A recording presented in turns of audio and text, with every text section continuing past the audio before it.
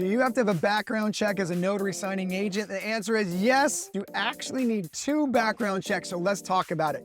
So the first background check is going to come from your state in order to become a notary with the state you're trying to be commissioned in.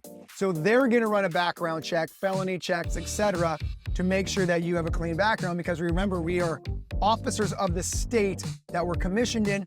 So they're going to want to make sure that they are giving a commission to an outstanding citizen. Now, there is another background check that is required with title companies, not all, but most.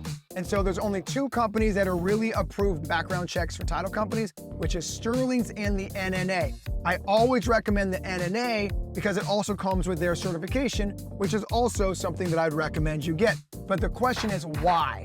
Why should the NNA have to run a background check if you've already had one with your state? And the answer is simple. Your state's background check is good for 4 years. So if you get a notary commission, you don't need another background check for 4 years. But what happens if you get in trouble between the 4 years? So title companies are like, look, we want another background check on a yearly basis to make sure that you're an outstanding citizen of your community.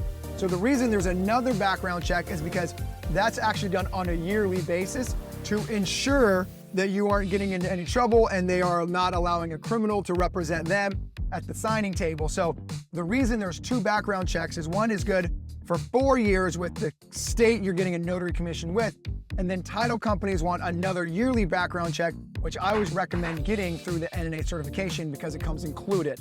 And I hope that answers if you need a background check.